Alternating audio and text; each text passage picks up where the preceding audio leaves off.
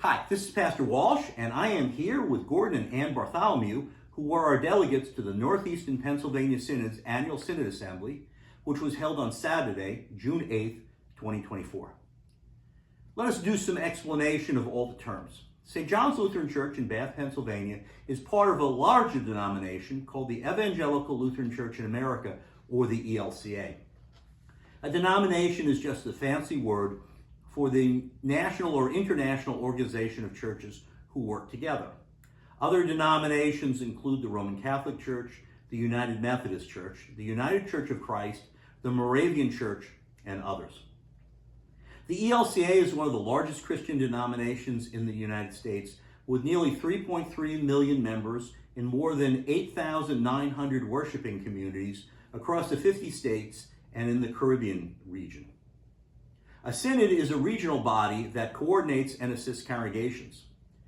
We are part of the Northeastern Pennsylvania Synod, which consists of the ELCA churches going from the New Jersey border down to Berks County and across to Scranton and Wilkes-Barre. Roman Catholics and Episcopalians call their regional bodies a diocese. Other churches have regions or districts or clusters. We have synods. Just like a congregation has to meet every year to approve a budget and whatever business needs to be done, so does the synod. Many of the delegates got together in person at Atonement Lutheran Church in Wyomissing. Gordon, Ann, and I attended via Zoom. We are very grateful to the synod for having a Zoom option.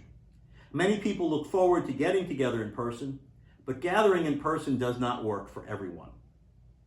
There, with all that explained, Gordon and Ann, let me ask you about your experience. I'll start with Gordon and say, first, what were your overall impressions? My overall impressions were really excellent because of the simplicity and the extent that these people went to involve everyone. I appreciated the efforts of the Synod for involving those members who could not be in attendance. As being in attendance, I thank the Synod for their work, effort, and transparency. I felt that really it was something that doesn't take place in a lot of places. And I was very grateful for the fact that they left us vote and they left us be very, very informed of everything that they were doing. Ann? Well, first, I surely was overwhelmed with the amount of information that was presented.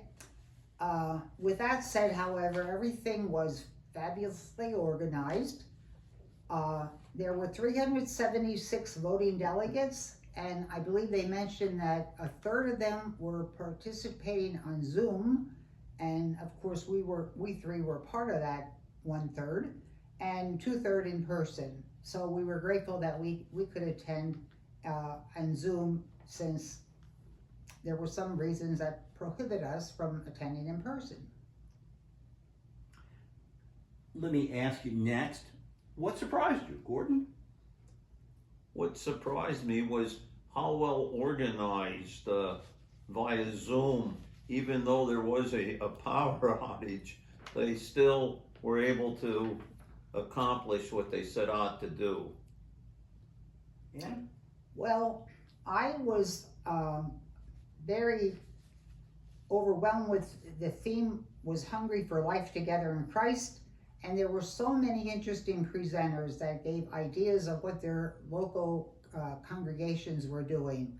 I know we here at St. John's have a food bank, which of course is very rewarding and part of the mission of the Synod, but they also had fabulous presenters that were talking about food cupboards or pantries that they had at their facilities. They had talked about the dinners they provided for the hungry. They talked about community gardens, which is also an excellent idea. I think one of the community gardens that was discussed was actually in the Emmaus area by the Lutheran church there. They talked about walks that they did for hunger, and also rummage sales that, of course, provided many funds going toward world hunger. What excited you? Gordon? Well, I think most of all what excited me was the process in which voting took place for revising or replacing antiquated rules and regulations. I think I was impressed mostly by that they recognize that some of their rules and regulations are now antiquated and have to be replaced. Also, the 51% of voting, in order to correct something, they had to have 51% of the delegates. Ann? Well, the fact that I was very much excited about was that we overwhelmingly voted to have licensed lay ministers have a voice and a vote at the Synod Assembly. Good.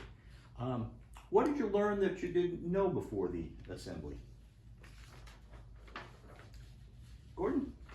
Well, I think that what I really didn't know was that our Northeast Synod appears to be exceptionally well served by those in charge, and a good number of people are conducting many aspects of the Synod's business. I think it's in excellent hands, and I appreciate all the efforts that they put forth to make our Synod what it is today. Ann? Well, what I learned was a new innovative idea called 6261. This involves having 6 congregations within a local area. The presentation they gave was in Reading, where within a 15-mile radius, there were 6 congregations, all Lutheran at that time, although they can be some mixed denominations. They also, the 2 stands for 2 full-time pastors. The second 6 implies 6 licensed lay ministers, and the 1 is for 1 full-time deacon. It's actually a partnership that weaves the 6 congregations together through shared leadership, ministry, and life. So 2 additional questions. First, would you be willing to be a delegate again? And second, would you recommend to others that they consider being a delegate to the Synod Assembly? Gordon? Yes, I would recommend someone else be a delegate to the assembly.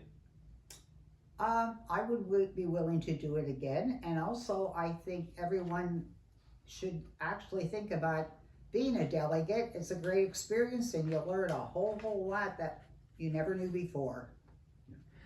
In closing, anything that you want to add? Well, I would like to say I am very appreciative of the efforts put forth to consider expanding the role of the church and the church's role in trying to help out those churches that are failing as far as membership is concerned. Also to incorporate various personnel in that they can withstand some financial concerns. Ann? Well, my additional comment is that Pastor Walsh was fabulous to be present with us. He sure was there to give us lots of explanations and much needed assistance at times. So we appreciate you being with us in attendance, Pastor. You can be sure I will put that on a loop and watch it again and again. So thank you for watching. Just something that I will add at the end. If you'd like to see video of the Synod Assembly, it is on YouTube. It's on the Northeastern Pennsylvania Synod channel, so you can watch it there. And if I can figure out how and do it, I'll throw it into the comments so you can go there. But you can always go to YouTube and just look up Northeastern Pennsylvania Synod. Thank you for watching. thank you to Gordon and Ann for being great delegates, and thank you Thank to you. Gordon and Ann You're welcome. for being part of this video. You're quite welcome, Pastor. You're always welcome, Pastor.